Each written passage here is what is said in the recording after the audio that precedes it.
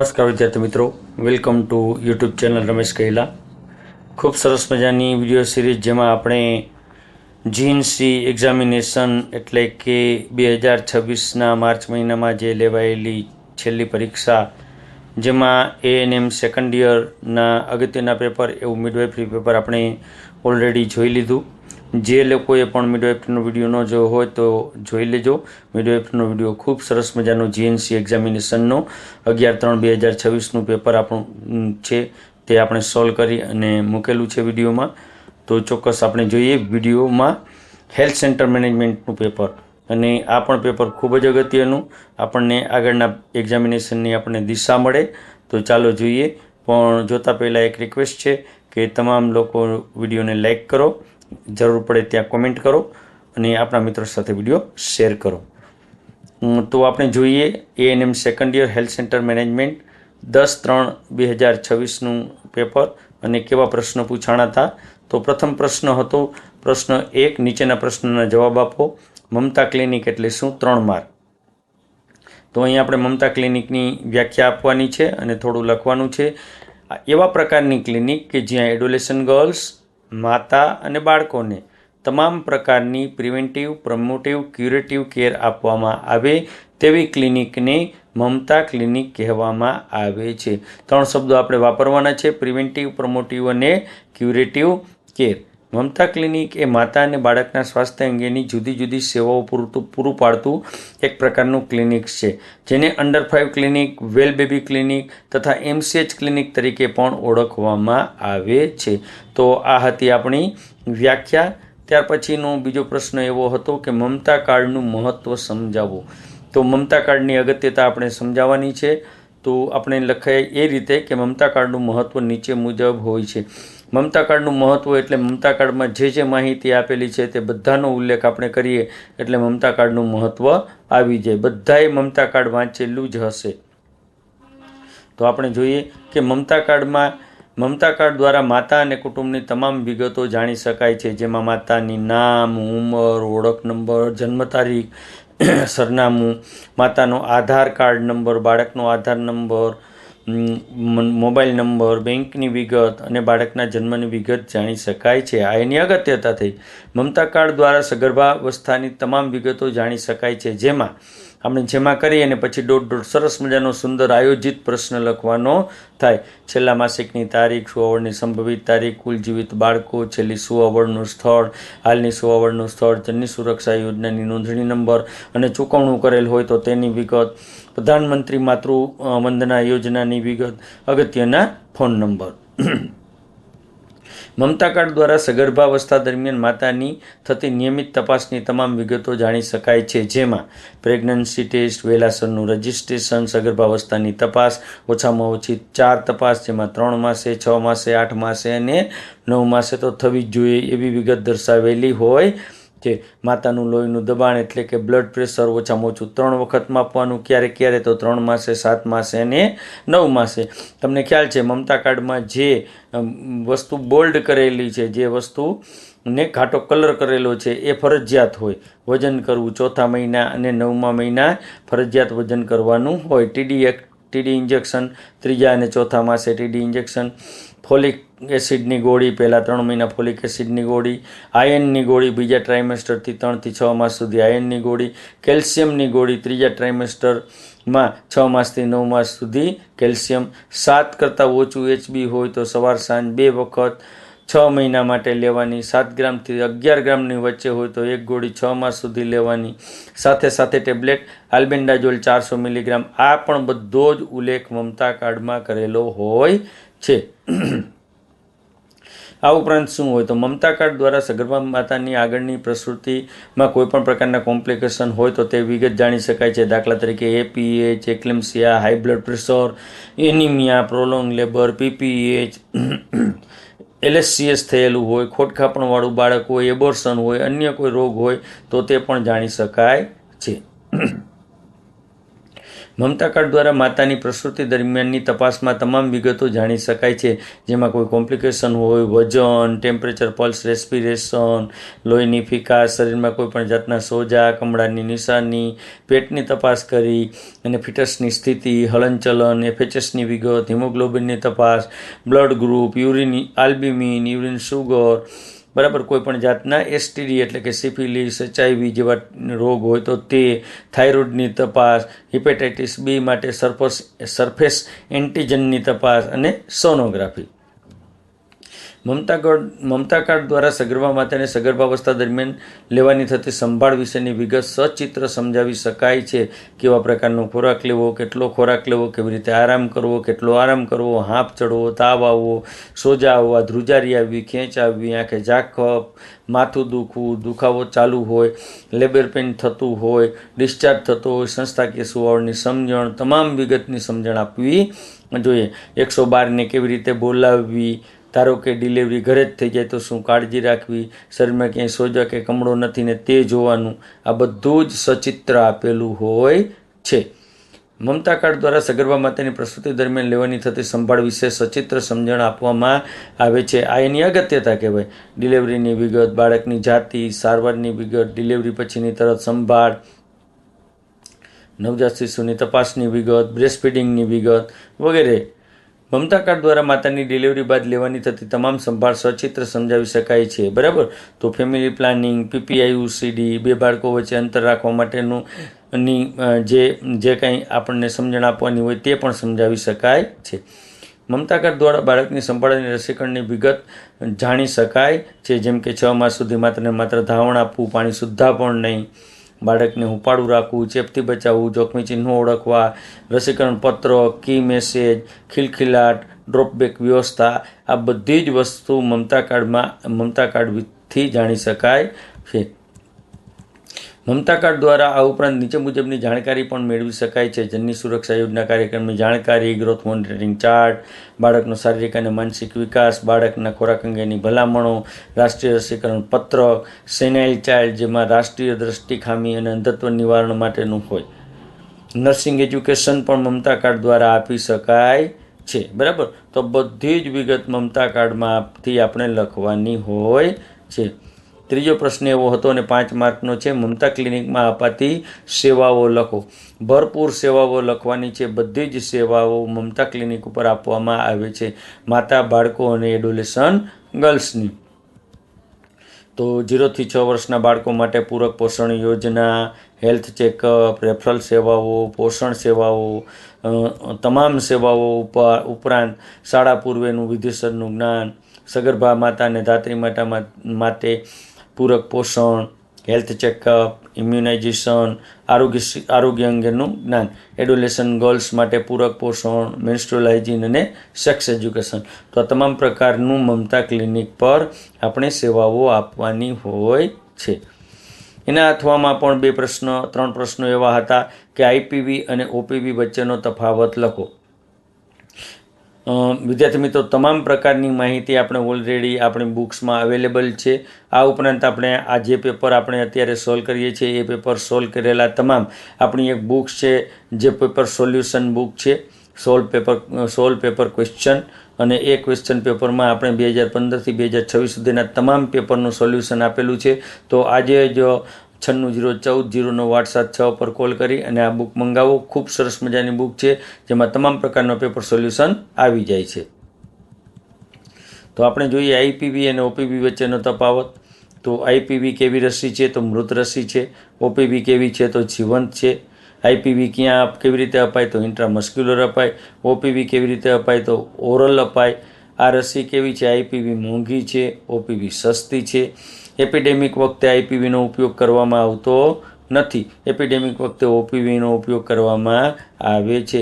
Booster dose આપવામાં આવતો નથી. IPVનો બૂસ્ટર ડોઝ ન હોય, જ્યારે OPVનો બૂસ્ટર ડોઝ આપવામાં આવે છે.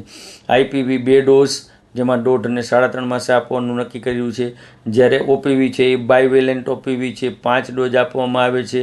આ ઉપરાંત તમામ નેશનલ પ્રોગ્રામ જ્યારે પણ IPPI એટલે કે ઇન્ટેન્સિવ પલ્સ પોલિયો ઇમ્યુનાઇઝેશન આવે ત્યારે 5 વર્ષ સુધીના બધા જ બાળકોને આપવામાં આવે છે. આઈપીવીનું પૂરું નામ શું? તો ઇનએક્ટિવેટેડ પોલિયો વેક્સિન કહેવાય. ઓપીવીનું પૂરું નામ શું? તો ઓરલ પોલિયો વેક્સિન કહેવાય. આ હતો તફાવત. એએનએમ નિભાવવાના રજિસ્ટરના નામ અને નંબર લખો. 4 માર્કનો પ્રશ્ન, બધાને જ તમને આવડે છે. રજિસ્ટર નંબર 1 સામાન્ય મુલાકાત અને ગૃહ મુલાકાતની ડાયરી. રજિસ્ટર નંબર 1 લાયક દંપતી. રજિસ્ટર નંબર 3 કુટુંબ કલ્યાણ સેવાનું વિગત. રજિસ્ટર નંબર 4 અને 5 માતૃ બાળ કલ્યાણ સંભાળનું register. Register number 6 malaria clinic register. Register number 7 stock register. Register number 8 જન્મ મરણ નોંધણીનું રજિસ્ટર. હાલમાં રજિસ્ટર નંબર 3, 4, 5 એ સાથે નિભાવવામાં આવે છે. આ ઉપરાંત બીજા રજિસ્ટર હોય જે આપણા પીએસસી ને સીએસસીમાં એએનએમ માટે ખૂબ જ અગત્યના હોય. Attendant register, admission register, antenatal register, census register, home visit register, visitors register, food register, immunisation register, monthly progress report register, expenditure statement register, health record register, suggestion register, inventory register અને committee register. તો આવા ઘણા બધા register આપણે રાખવાના હોય. ત્યાર પછીનો એવો જ પ્રશ્ન 5 માર્કનો છે કે આપણા દેશમાં ચાલતા જુદા જુદા નેશનલ પ્રોગ્રામની યાદી તૈયાર કરો. આવડવું જ જોઈએ. અને ખૂબ સરસ મજાનો પ્રશ્ન છે કે હાલમાં આપણા દેશમાં નીચે મુજબના કેટલાક રાષ્ટ્રીય કાર્યક્રમો ચાલે છે. બરાબર. શરૂઆત કરીએ NVDBCP national vectorborne control, national vectorborne disease control. તો નેશનલ વેક્ટરબોર્ન ડિઝીઝ કંટ્રોલમાં કયા કયા પ્રોગ્રામ આવે? National malaria control programme, national filaria control programme, national kala azar control programme, national Japanese encephalitis control programme, national dengue fever control programme, national chikungunya control programme. ત્યાર ઉપરાંત 1-2 આપણા એવા જે છે જેને ઇરાડિગેશન પ્રોગ્રામ તરીકે ઓળખવામાં આવે છે, જેમાં નેશનલ ઇરાડિગેશન પ્રોગ્રામ કહેવાનું છે અને નેશનલ લેપ્રસી ઇરાડિગેશન પ્રોગ્રામ અને national guinea worm eradication programme. આ બંને ઇરાડિગેશન પ્રોગ્રામ છે. Revise national tuberculosis control programme, જેને આપણે અત્યારે નેશનલ ટ્યુબરક્લોસિસ એલિમિનેશન પ્રોગ્રામ પણ કહીએ છીએ. National AIDS control programme, national STD control programme, national programme for control of blindness, national goitre control programme, national iodine deficiency disorder control programme, national universal immunisation programme RCH programme, national water supply and sanitation programme, national family welfare programme, national nutrition programme, national vitamin A prophylaxis programme, prophylaxis against nutritional anaemia special nutrition programme, ICDS programme, મધ્યાહન ભોજન programme, national guinea worm eradication programme. આવ્યું ને, આ eradication programme છે national guinea worm eradication programme. National cancer control programme, national mental health programme, national diabetes control programme, national diarrhoea control programme, national child survival and safe motherhood, national surveillance programme for communicable disease, minimum need programme, national population policy, national health mission અને 20 point programme. તો આવા કેટલાય programme છે, જે 24 programme આપેલા છે એ આપણે પાક્કા કરવાના છે, કારણ કે અવારનવાર પરીક્ષામાં પૂછાતા હોય. ત્યાર પછીનો એવો જ પ્રશ્ન છે અને બીજો પ્રશ્ન છે કે રામપુરા ગામમાં 5000ની વસ્તીવાળા જેનો જન્મદર 20નો છે, સગર્ભા માતાની જરૂરિયાતના અંદાજો નક્કી કરીને 1 વર્ષનું ઇન્ડેન કરવાનું છે. તમામને આ ઇન્ડેન આવડે જ છે. આપણે દાખલો અવારનવાર આપણા જે વિડીયો છે એમાં પણ આ દાખલો છે, તમે ઇન્ડેન્ટ સર્ચ કરી અને આ દાખલો તમે ગણી શકો છો. ત્યાર પછીનો આપણો છે પ્રશ્ન છે એએનએમ તરીકે ગ્રામ મુલાકાત દરમિયાન કઈ કઈ પ્રવૃત્તિ કરશો? અવારનવાર પૂછાતો પ્રશ્ન છે કે એએનએમે ગૃહ મુલાકાત અથવા તો ગામની મુલાકાત વખતે નીચે મુજબની પ્રવૃત્તિ કરવી જોઈએ. કેની પ્રવૃત્તિ? તો કે આંગણવાડીની વિઝિટ કરવી જોઈએ. આંગણવાડીની વિઝિટમાં શું કરશો? તો આંગણવાડીની મુલાકાત કરવાની, માતાની મુલાકાત કરો, બાળકોની મુલાકાત કરો, આંગણવાડી વર્કરની મુલાકાત કરો, આરોગ્ય શિક્ષણ આપવાની તક ઝડપી લ્યો, ગ્રોથ મોનિટરિંગ ચાર્ટ જુઓ, ઓછા વજનવાળા બાળકોને રિફર કરો, કુપોષિત બાળકોને VCNCમાં રિફર કરો અને રસીકરણ સેશન ચલાવવાનું. મહિલા સ્વાસ્થ્ય સંઘ MSSની વિઝિટ લેવાની. ગામના જે મહિલા જે હોય કે જે આરોગ્યના કાર્યક્રમમાં આપણને મદદ કરતા હોય એવા જે મોટી ઉંમરના બહેનો છે એના ગ્રુપને આપણે મળવાનું છે. એને શું કરશો? તો એના વિચારો જાણવાના છે. આરોગ્ય અને ગર્ભનિરોધક પદ્ધતિ જે નવી પદ્ધતિ છે એના વિશે આપણે સમજાવવાનું છે. ખોટી માન્યતાઓ છે એ માન્યતા એની દૂર કરવાની છે. નવા ફેમિલી પ્લાનિંગ પ્રોગ્રામની સમજણ આપવાની છે. ખોરાક અંગેની સમજણ આપવાની છે અને સમાજમાં પ્રવૃત્તિ અંધશ્રદ્ધાની વિશેની સમજણ આપવાની છે. ગૃહ મુલાકાત, ઘરે ઘરે વિઝિટમાં આપણે ઘરે ઘરે વિઝિટ કરશું, સેવાઓનું ફોલોઅપ કરશું, સગર્ભા માતા આયર્ન ફોલિકની ગોળી ખાય છે કે નહીં તેની તપાસ કરશું, રસીકરણ માટે ચેક કરશું, સેશનમાં આવવા માટેને જણાવશું, પોસ્ટનેટલ માતા હોય તો તે પ્રમાણે સારવાર આપશું, જોખમી જૂથોને આપણે અલગ તારવશું અને જરૂર પડશે તો રિફર સેવાઓ આપશું.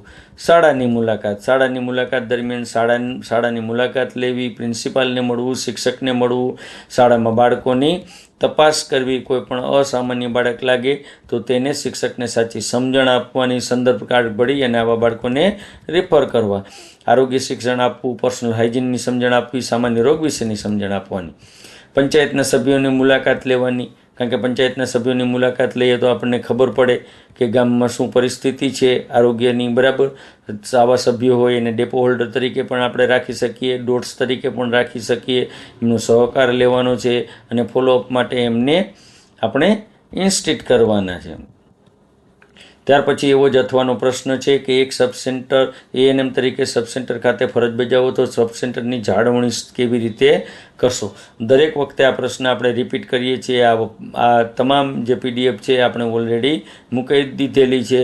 તો આપણે જ્યારે એએનએમ તરીકે સબ સેન્ટરમાં ફરજ બજાવતા હોય ત્યારે સબ સેન્ટરની જાળવણીમાં આપણે કઈ કઈ જાળવણી કરવાની છે, તો મકાનની જાળવણી, દવાઓ, ઇલેક્ટ્રિક સાધનો, સ્ટ્રાયલ ડ્રમ, રેકોર્ડ રિપોર્ટ, સ્વચ્છતા, બાયોમેડિકલ વેસ્ટ, ટોયલેટ બાથરૂમ, પીવાના પાણીની વ્યવસ્થા, કિચન ગાર્ડન, બગીચા, આઈસીની પ્રવૃત્તિ અને સાધનોની જાળવણી કરવાની છે. અને આને પછી આપણે શું કરવાનું છે, તો એક એક લીટી આપણે વિગતવાર લખવાની છે.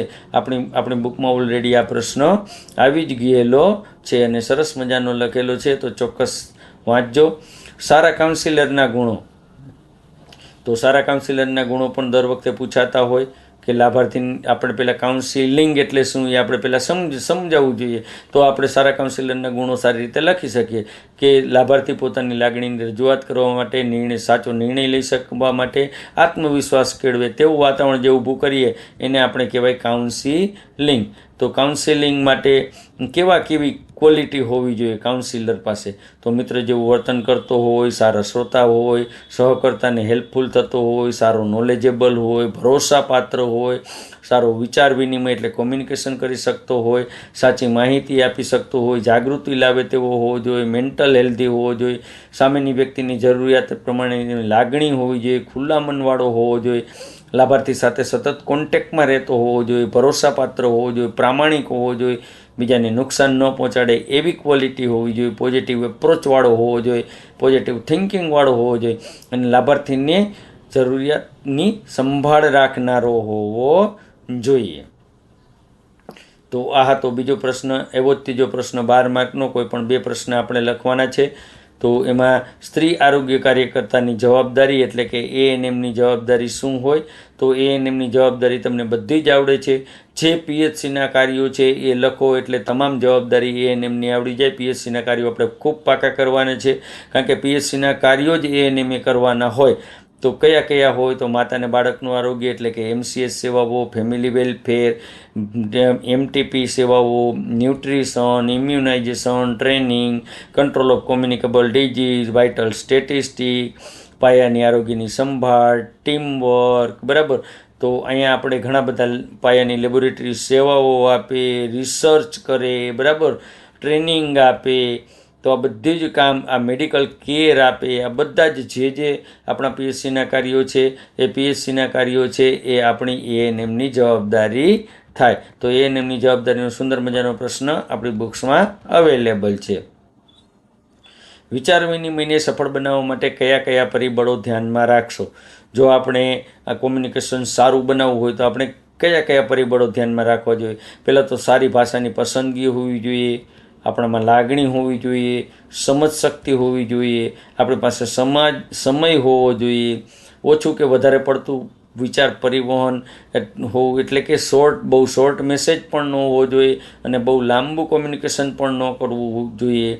આપણા હાવભાવ સારા હોવા જોઈએ, આપણો અવાજ સારો હોવો જોઈએ, આપણું લખાણ સારું હોવું જોઈએ, આપણા શબ્દો સારા હોવા જોઈએ, આપણે જે બાબતની કોમ્યુનિકેશન કરવાના છીએ તેને પ્રાયોરિટી આપવી જોઈએ, આપણે સારા શ્રોતા તરીકે સાંભળવું જોઈએ અને પ્લાનિંગથી જ હંમેશા કોમ્યુનિકેશન કરવું જોઈએ. તો આ હતા વિચાર વિનિમયને સફળ બનાવવા માટેના પરિબળો. અને બધામાં આપણે થોડું લખવાનું છે લિટરેટિવ. આ પ્રશ્ન પણ ઓલરેડી આપણી બુક્સમાં આપણે આપી દીધેલો છે અને આ PDF પણ તમને મળી શકશે અને એ PDF માસ્ટરમાઇન્ડ એજ્યુ એપમાં પણ તમને મળી શકશે. આરોગ્યની કામગીરીમાં કોની પાસેથી સહકાર મેળવશો તો તમને ખ્યાલ જ છે કે આપણે અવારનવાર આ પ્રશ્ન છે કે હેલ્થની ટીમ જણાવો તો પણ આ જ આવે, કોની પાસેથી સહકાર મેળવશો તો પણ આ આવે, કોણ સહભાગી બને તો પણ આવા જ પ્રશ્નનો આવો જ જવાબ આવી શકે. તો આપણે કોની પાસે સહકાર મેળવવાનો હોય તો આપણે હંમેશા આપણા પ્રાથમિક આરોગ્ય કેન્દ્રની સ્ટાફિંગ પેટર્ન આપણે યાદ જ છે, તો આખી સ્ટાફિંગ પેટર્ન લખી નાખો અને એ બધાની પાસેથી આપણે સહકાર મેળવવાનો છે. Medical officer, block extension educator એટલે કે B, female health supervisor, male health supervisor, ophthalmic assistant, pharmacist, laboratory technician, sanitary inspector, male health worker, ASHA worker, anganwadi worker, helper, village guide અને મહિલા સ્વાસ્થ્ય સંઘ, આ બધાની પાસેથી આપણે સહભાગી અને સપોર્ટ મેળવવો પડે, સહકાર મેળવવો પડે. બધામાં એના કાર્યો થોડા લખો એટલે એનો સહકાર થઈ જાય. ત્યાર પછીનો એવો જ સરસ મજાનો પ્રશ્ન છે અને એ છે ટૂંક નોંધ. સબ સેન્ટર પર રાખવામાં આવતી દવાની કીટ. તો દવાની કીટમાં કીટ A યાદ રાખો, કીટ B યાદ રાખો. કીટ એમાં શું આવે તો ORS પેકેટ, આયર્ન ફોલિક ગોળી નાની મોટી, iron folic syrup, tablet folic acid, tablet cotrimoxazole, tablet zinc, vitamin A અને જેન્સન વાયોલેટ. કીટ બીમાં શું આવે તો મિથાઇલ એર્ગોમેટ્રિન હોય, જે દવા છે માતા માટેની ખૂબ જ જરૂરી હોય એ બીમાં આવે. મિથાઇલ એર્ગોમેટ્રિન ઇન્જેક્શન છે, પેરાસિટામોલ, આલ્બેન્ડાઝોલ, ડાયસાઇક્લોમિન, આયર્નની ઓઇન્ટમેન્ટ છે, બીટાડીન ઓઇન્ટમેન્ટ છે, કોટન, ગોઝ, આ બધું જ આવે કીટ બીમાં. બરાબર. જરૂરી સાધન સામગ્રી જેટલી તમને દેખાય સાધન સામગ્રી આપણે સબ સેન્ટરની મુલાકાત તમે લીધી જ હોય, સબ સેન્ટરમાં આપણે ઓલરેડી ડ્યુટી જ કરી જ હોય, તો જે કંઈ સાધન સામગ્રી દેખાય એ બધી સાધન સામગ્રી તમે અહીં એને કદાચ આંકડામાં ન દર્શાવો અને માત્ર નામ લખો તો પણ એ ચાલે. તો બધી જ સાધન સામગ્રીનું લિસ્ટ બનાવવાનું છે. મિડવાઇફરી કીટ તો આપણે જ્યારે સગર્ભા માતા, પોસ્ટનેટલ માતા કે ઇન્ટરનેટલ માતાની સંભાળ લઈ ત્યારે જે સાધનોની જરૂર પડે એ બધા જ સાધનોનું આપણે લિસ્ટ બનાવીએ એટલે એને કહેવાય મિડવાઇફરી કીટ. તો એવી મિડવાઇફરી કીટ પણ આપણા જે પેપર છે એમાં ઉપલબ્ધ છે. દવાઓની કીટ તો આગળ આવી જ ગઈ છે. બાળ સખા 1 ખૂબ સરસ મજાની યોજના છે. બાળ સખા 1, બાળ સખા 2, બાળ સખા 3 કોઈ પણ એક પૂછાય તો આપણે લખી શકાય. બાળ સખા 1 એટલે શું તો હંમેશા આવી વ્યાખ્યા પહેલાં કરાય કે આ કેન્દ્ર સરકાર દ્વારા ચાલતી યોજના છે જે ગુજરાત સરકારમાં પણ ચાલે છે. આ યોજના અંતર્ગત જન્મથી 48 કલાકની અંદર નવજાત શિશુને સરકારશ્રી દ્વારા માન્ય એવા બાળરોગ નિષ્ણાતની મફત સારવાર આપવામાં આવે છે. પછી યોજનાના હેતુ તો હંમેશા બાળકો છે તો યોજનાના હેતુ એવા જ હોય. તો પહેલું યોજનાનું હેતુ એવું છે કે ગરીબ વર્ગ અને મધ્યમ વર્ગને તબીબી સહાય મળે, સારી સારવાર મળે, વહેલાસર નિદાન થાય, સારી અને ઝડપી સંદર્ભ સેવાઓ મળે, IMR ઘટે, સંસ્થાકીય સુવાવડને પ્રોત્સાહન મળે, માતા અને બાળકની સલામતી. કોણ લાભાર્થી હોય તો ગરીબી રેખા હેઠળ હોય અને BPL કાર્ડ ધરાવતા હોય તમામ, ST/SCના તમામ લાભાર્થી માતાઓ, કાર્ડ ન હોય તો પણ પંચાયતનો આવકનો દાખલો ધરાવતી માતાઓ. શું લાભ મળે તો આપણે હમણાં જ જોયું કે 48 કલાકની અંદર નવજાત શિશુને ગમે ત્યાં ડિલિવરી થાય તો એમાં બાળરોગ નિષ્ણાત દ્વારા એટલે પીડિયાટ્રિશિયન દ્વારા વિનામૂલ્યે તપાસ થઈ શકે. કોણ લાભ આપે તો લાભ આપે કોણ તો પ્રાથમિક આરોગ્ય કેન્દ્રની જે ANM હોય એના દ્વારા લાભ આપવામાં આવે અને મેડિકલ ઓફિસરની સલાહથી.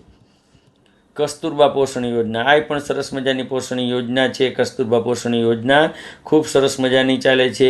આમાં પણ આપણે વ્યાખ્યા લખીએ ત્યારે એમ જ લખવાનું કે કેન્દ્ર સરકાર દ્વારા ચાલતી આ યોજના છે જે ગુજરાત સરકારમાં પણ ચાલે છે. આ યોજના અંતર્ગત પછી જે આપણો હેતુ હોય એ અહીંયા લખવાનું. આ યોજના અંતર્ગત ગરીબી રેખા હેઠળની સગર્ભા માતાઓને 3 બાળકો સુધી 6,000 રૂપિયાની 3 તબક્કામાં સહાય આપવામાં આવે છે. 6,000 રૂપિયા યાદ રાખવાના, 3 તબક્કો યાદ રાખવાનો અને સગર્ભા માતા યાદ રાખવાની. હેતુ શું? તો સંપૂર્ણ રસીકરણ થઈ શકે એટલા માટે, સારી સારવાર મળે, માનસિક ટેકો મળે, બરાબર, કુપોષણ થતું અટકે, બાળક અને માતાની સલામતી માટે. યોજનાના લાભાર્થી કોણ? તો બધા જ યોજનાના લાભાર્થી જે કંઈ ગરીબી રેખા હેઠળ જીવતા 3 બાળકો સુધીની માતા. લાભ કોણ? લાભ શું મળે? તો દરેક ત્રિમાસિક ગાળામાં 2,000 રૂપિયા. ચિરંજીવી યોજના અંતર્ગત 2,000 રૂપિયા અને ઓરીની રસી એટલે કે સંપૂર્ણ રસીકરણ થાય ત્યારે 2,000 રૂપિયા. આમ કુલ 6,000 રૂપિયા લાભ મળે. કોણ આપે લાભ? તો સરકારી હોસ્પિટલ હોય તો અધિક્ષક, PHC હોય તો મેડિકલ ઓફિસર અને સબ સેન્ટર હોય તો ANM દ્વારા આ લાભ આપતા હોય. નર્સિસને ઇન્ટરવ્યૂ આપવા જતાં પહેલાં ધ્યાનમાં રાખવાની બાબતો. અવારનવાર પ્રશ્ન પૂછાય છે, આપણે બુક્સમાં પણ અવેલેબલ છે, આ પહેલાંના પેપરમાં પણ આ પ્રશ્ન અવેલેબલ છે. તો તમામ આ પ્રશ્ન તો આપણને આવડવો જ જોઈએ કે આપણે કોઈ પણ જગ્યાએ ઇન્ટરવ્યૂમાં જાય એ પહેલાં આપણે શું કરવું જોઈએ. તો નર્સિસે ઇન્ટરવ્યૂમાં જતાં પહેલાં દરેક ડોક્યુમેન્ટની ફાઇલ કવરમાં સાથે રાખવા જોઈએ, ઓરિજિનલ ડોક્યુમેન્ટ સાથે રાખવા જોઈએ. નર્સિસે ઇન્ટરવ્યૂ આપવા છતાં પહેલાં કઈ જગ્યાએ જવાનું છે, સંસ્થાનું નામ શું છે, સરનામું શું છે, બરાબર જાણી લેવું જોઈએ. ઇન્ટરવ્યૂ લેનારનો હોદ્દા વિશે જાણવું જોઈએ, સમય કરતાં વહેલા અડધો કલાક પહોંચવું જોઈએ, પ્રોફેશનલ જ્ઞાન હોવું જોઈએ, સામાન્ય જ્ઞાન હોવું જોઈએ, હાલની પરિસ્થિતિનું પણ જ્ઞાન હોવું જોઈએ, બરાબર. તો ડ્રેસ કે મેકઅપ હંમેશા સિમ્પલ મેકઅપમાં જવું જોઈએ, એકદમ રિલેક્સ રહેવું જોઈએ, દૂરથી ગયા હોય તો ફ્રેશ થઈને જવું જોઈએ, સિમ્પલ હેરસ્ટાઇલ હોવી જોઈએ, નેલ પોલિશ વગર જવું જોઈએ, સ્પ્રે કર્યા વગર સાદાઈથી જવું જોઈએ. જે ભાષામાં તમે ઇન્ટરવ્યૂ આપવાના છો તે ભાષા પર તમારી પકડ હોવી જોઈએ. ઇન્ટરવ્યૂ ગયા બાદ તમને કહેવામાં આવે કે ઇન્ટરવ્યૂ બદલાઈ ગયેલ છે તો ક્યારેય એવું નહીં કે આ તો આવા નવા છે, ગુસ્સે થવાનું નહીં, કારણ કે એ લોકો પણ CCTVમાં જોતા હોય. તો આપણું ઇન્ટરવ્યૂ આપણને બીજી વાર બોલાવે ત્યારે આપણને ફેલ પણ કરે. તો ઇન્ટરવ્યૂનો સમય બદલાય તો ક્યારેય ગુસ્સે થવાનું નહીં. અંદર બોલાવે ત્યારે દાખલ થવાનું, પરમિશન લઈને દાખલ થવાનું, બેસવાનું કહે ત્યારે જ બેસવાનું, ત્યાં સુધી ઊભું રહેવાનું, બેસવાનું કહે ત્યારે થેન્ક્સ કહી અને પછી બેસવાનું. જે પ્રશ્ન પૂછવામાં આવે એના સચોટ જવાબ આપવાના, વધુ જવાબ આપવાના નહીં, વધારે સ્માર્ટ થવાનો પ્રયત્ન કરવાનો નહીં. પ્રશ્ન ન સમજાય તો એક્સક્યુઝ મી એમ કહીને ફરીને બોલવા માટે કહેવાનું. ઇન્ટરવ્યૂ આપતી વખતે કોઈ પણ જાતની ઓળખાણ કાઢવાની નહીં. પ્રશ્નના જવાબ ટૂંકા અને ક્લિયર આપવાના, વચ્ચે મોટાઈ કરવાનો પ્રયત્ન કરવાનો નહીં, કોઈનું ખરાબ કે નિંદા કરવાની નહીં. જ્યારે અધિકારીની પ્રશ્નાવલી પૂરી થાય ત્યારે આપણે પણ એટલે કે ઇન્ટરવ્યૂ આપનાર પણ પ્રશ્ન પૂછી શકે છે. ઇન્ટરવ્યૂ પૂરું થયા બાદ જવાનું કહે ત્યારે થેન્ક્સ કહીને બહાર નીકળવું જોઈએ. ક્યારેય કોઈ પણ જાતની માંગણી કરવાની નહીં, પણ તમે આ પોસ્ટ માટે લાયક છો એવું સાબિત કરવું જોઈએ. ત્યાર પછીનો 5મો પ્રશ્ન છે વ્યાખ્યા. 6-12 માર્કની ગૃહ મુલાકાતની વ્યાખ્યા અવારનવાર પૂછાતી વ્યાખ્યા છે. ગૃહ મુલાકાત એટલે કે હોમ વિઝિટ એટલે કે નક્કી કરેલા ફાળવેલ ગ્રામ્ય વિસ્તારમાં ઘરે ઘરે ફરીને દરેક વ્યક્તિના આરોગ્યની ચકાસણી કરીને રોગની સારવાર આપવી, રોગના નિયંત્રણ માટેના અટકાયતી પગલાં લેવા, આરોગ્યનું સ્તર ઊંચું લાવવા માટે પગલાં લેવા અને આરોગ્ય શિક્ષણ આપવું. આવી પ્રવૃત્તિને હોમ વિઝિટ કહેવાય છે. Vaccine carrier. તો વેક્સિન કેરિયર તો વેક્સિન સાચવવા માટેનું આ એક પેટી જેવું સાધન હોય છે જેમાં 4 વેક્સિન આઈસ પેક હોય છે. આમાં રસી 2 થી 8 સેન્ટીગ્રેડ સુધી તાપમાન જળવાઈ રહે છે, બરાબર. જો ખોલવામાં ન આવે તો 12 કલાક સુધી રસીઓ સારી રહે છે. રસીઓને વેક્સિન કેરિયરમાં રાખવા માટે ઝિપ્પર બેગનો ઉપયોગ કરવામાં આવે છે. એક વેક્સિન કેરિયરમાં 16 થી 20 વાયલ રાખી શકાય છે. HMIS, બરાબર, health management and information system. તો પહેલાં આખું health management and information system, એવા ઇન્ફોર્મેશન એન્ડ ઇવેલ્યુએશન સિસ્ટમ એવું ફૂલ ફોર્મ લખવાનું. RCH કાર્યક્રમ સાથે જોડાયેલો છે કે સબ સેન્ટર પર, પ્રાથમિક આરોગ્ય કેન્દ્ર પર થતી તમામ કામગીરીને સંલગ્ન કરી, માહિતી એકત્રિત કરી, સંગ્રહ કરી અને પૃથ્થકરણ કરી અને જે મોકલવામાં આવે એનું જે સંગ્રહ કરવામાં આવે એને કહેવાય HMIS. ગ્રામ પંચાયત. તો ગ્રામ પંચાયતની વ્યાખ્યા આપણે કરવી પડે કે ગ્રામ પંચાયત એ ગ્રામ સભા દ્વારા ચૂંટાયેલું કારોબારી તંત્ર છે, જેમાં 15 થી 20 સભ્યો હોય, ગામની વસ્તીના આધારે સભ્યોની સંખ્યા હોય, સભ્યો બધા છે એ એક એનો વહીવટ કરતા હોય, વહીવટી વડા હોય એને તલાટી મંત્રી કહેવાય, અને ચૂંટાયેલા હોય તો ગ્રામ પંચાયત હોય તો સરપંચ કહેવાય, બરાબર, સરપંચ અને ઉપસરપંચ. વિલેજ હેલ્થ ગાઈડ, તો લોકો પોતાનું આરોગ્ય પોતાની જાતે જાળવે અને આરોગ્યની સેવાઓમાં લોક ભાગીદારી મળે એ હેતુથી 2 ઓક્ટોબર 1977થી જે સ્કીમ લાગુ પડી કે જેમાં ગામના સેવાભાવી મહિલા અથવા તો પુરુષ દ્વારા ગામમાં એના જ દ્વારા આપવામાં આવતી સારવાર કરતા વ્યક્તિની આરોગ્યના કાર્યકરને વિલેજ હેલ્થ ગાઈડ કહેવાય, જેને 3 મહિનાની ટ્રેનિંગ આપવામાં આવે અને સામાન્ય દવાઓ પ્રોવાઈડ કરવામાં આવે. Community health nurse, community health નર્સિંગમાં વ્યક્તિગત વહીવટી માળખા દ્વારા, કોમ્યુનિટી હેલ્થ નર્સિંગની વ્યાખ્યા કરવાની જો આવી રીતે કે વ્યક્તિગત વહીવટી માળખા દ્વારા સેવા આપવાનો સમાવેશ કરવામાં આવે છે.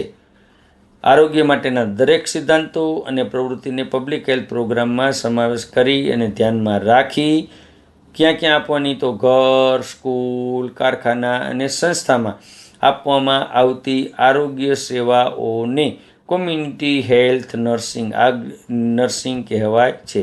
કોઓર્ડિનેશન,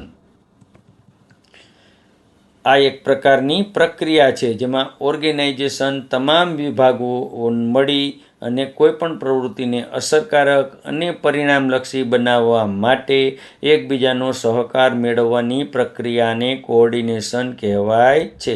કન્ટિન્યુ એજ્યુકેશન, પાયાની તાલીમ લીધા બાદ સમયાંતરે બદલાતી ટેકનોલોજીને ધ્યાનમાં રાખીને આપવામાં આવતી શિક્ષણની પ્રક્રિયાને કન્ટિન્યુઇંગ એટલે સતત એજ્યુકેશન કહેવાય છે, બરાબર.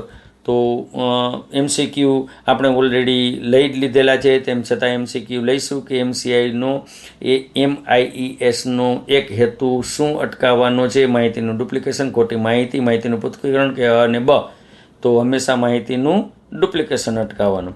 કુટુંબ કલ્યાણ સેવાનું રજિસ્ટર કયું હોય? Register number 4, 3, 7, 8. તો રજિસ્ટર નંબર 3 કુટુંબ કલ્યાણ માટે. ગ વર્ગનો રેકોર્ડ કેટલો સમય સાચવવાનો હોય? 10, 30, 15 કે 5. ગ હોય તો 5 વર્ષ. જાહેરાત અરજી મુજબ કરવા માંગતા હોય તો કઈ બાબતનું ધ્યાન રાખવું જોઈએ? કામનું સ્થળ, કામના કલાક, પગાર ધોરણ કે ઉપરના તમામ? તો હંમેશા આવો પ્રશ્ન હોય ત્યારે ઉપરના તમામ. 0 થી 5 વર્ષના બાળકોને ન્યુમોનિયા 1 વર્ષમાં કેટલી વાર થાય? 4 વખત, 5 વખત, 3 વખત, 10 વખત? તો 3 વખત. અહીં ઝાડા પણ 3 વખત થાય, શરદી ઉધરસ પણ 3 વખત થાય. ખાલી જગ્યા પૂરો. નર્સિસ ડે ક્યારે ઉજવાય? તો 12મી મે. વેક્સિન કેરિયરમાં કેટલા વાયલ રાખી શકાય? તો 16 થી 20 વાયલ રાખી શકાય. ઓગસ્ટ માસનું પ્રથમ અઠવાડિયું કઈ રીતે ઉજવે? તો બ્રેસ્ટ ફીડિંગ વીક તરીકે ઉજવે. હાલમાં સામાન્ય વિસ્તારમાં ખાલી જગ્યાની વસ્તી એક સબ સેન્ટર હોય તો 5000ની. મેલેરિયાનું રજિસ્ટર કયું? તો રજિસ્ટર નંબર 6. ખરા ખોટા, તો ખરા ખોટા અને ખાલી જગ્યા હંમેશા આ જ રીતે લખાય. MCQ હંમેશા આ જ રીતે, આખું MCQ આ રીતે લખવાનું જવાબમાં. જે તમે જ્યારે પણ પેપરમાં લખો ત્યારે હંમેશા આ રીતે પેપરમાં MCQ લખવાનું હોય, જેથી કરી અને આપણો પ્રશ્ન બિલકુલ સાચો પડે, બરાબર. ત્યાર પછી છે ખરા ખોટા. તો ખરા ખોટામાં છે આશાની મુલાકાત બાદ આશાની મુલાકાત ઘટાડો લાવી શકાયો છે? સાચું, કારણ કે આશાની જ્યારે આપણે નિમણૂક કરી ત્યાર પછી IMR અને MMR ઘણો બધો ઘટાડી શક્યા. FHW આરોગ્ય કાર્યક્રમ અંતર્ગત જરૂરી તાલીમ લીધેલી હોવી જોઈએ? સાચું. PSC પર ઓપ્થેલ્મિક આસિસ્ટન્ટની પોસ્ટ હોતી નથી? હોય છે, ખોટું છે, બરાબર. ઓપ્થેલ્મિક આસિસ્ટન્ટની પોસ્ટ હોય. PSC પર સંશોધન કાર્ય કરવામાં આવતું નથી? ખોટું. આ પણ ખરું ખોટું અવારનવાર પૂછાતું છે. PSC ઉપર રિસર્ચ થઈ શકે. PSCનું કાર્ય છે રિસર્ચ, સંશોધન. ટી સિરીઝની રસીઓ થીજી જવાથી ગુણવત્તા ગુમાવે છે? સાચું. ટી સિરીઝ એટલે બધી TT છે, DPT છે, આ બધી થીજી જાય તો પછી એની ગુણવત્તા ગુમાવે. તો ખૂબ સરસ મજાના વિડીયોમાં વિદ્યાર્થી મિત્રો આપણી પાસે તમામ પેપર સોલ્વ અવેલેબલ છે. તો ચોક્કસ વિડીયોને લાઈક કરજો, વિડીયોને શેર કરજો અને આપણા મિત્રો સાથે વિડીયો શેર કરજો. અને આપણે જે કંઈ આપણી પાસે બુક અવેલેબલ છે એમાં બુકમાં GNM પ્રથમ વર્ષ, GNM દ્વિતીય ચોથું વર્ષ, જીએનએમ ત્રીજું વર્ષ, ANM first year, ANM second year, બધા જ questions sold question paper with answer, ખૂબ સરસ મજાના આન્સર્સ લખેલા છે અને ખૂબ પરીક્ષા માટે ઉપયોગી છે. તો ચોક્કસ આ બુક આપ મંગાવી શકો છો. આમના માટે આપણે 96014096 પર કોલ કરી શકો છો, મેસેજ કરી શકો છો. વિડીયોને ચોક્કસ નિહાળજો, આપના મિત્રો સાથે શેર કરજો, લાઈક